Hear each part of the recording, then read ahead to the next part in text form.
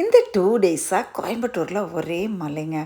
ஒரு பக்கம் ஹாப்பியாக இருந்தாலும், ஒரு பக்கம் நியூவாக நம்ம பிளான்டிங் பண்ண கேக்டஸ்லாம் எப்படி இருக்குது, அது எல்லாத்தையும் கொஞ்சம் ப்ளேஸ் மாற்றலாம் அப்படின்னு சொல்லிட்டு, இந்த ப்ளூமிங் அப்படியே ரசிச்சுட்டு பார்த்தா, ஒவ்வொரு கேக்டஸும் ஒவ்வொரு க்யூட் அப்படியே மழையில் நனைஞ்சு அந்த new growth, new blooms, but இதெல்லாம் பார்க்கும்போது ரொம்ப ரொம்ப ஹாப்பியாக இருந்தது.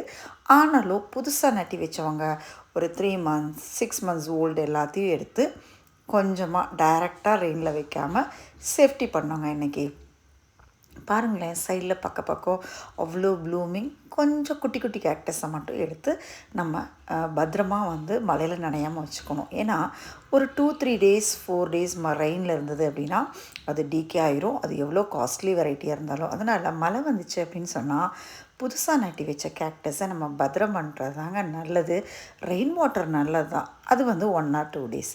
இந்த மாதிரி உங்களுக்கும் கேக்டஸ் அண்ட் சக்யுலன்ட் பற்றி பியூட்டிஃபுல்லான யூஸ்ஃபுல்லான டிப்ஸ் வேணும் அப்படின்னா, இது வரைக்கும் என்னோடய பேஜ் ஃபாலோ பண்ணாமல் இருந்தீங்கன்னா செம சுந்தர் அப்படிங்கிற பேஜை இன்ஸ்டாகிராம், யூடியூப், ஃபேஸ்புக்கில் ஃபாலோ பண்ணிக்கோங்க.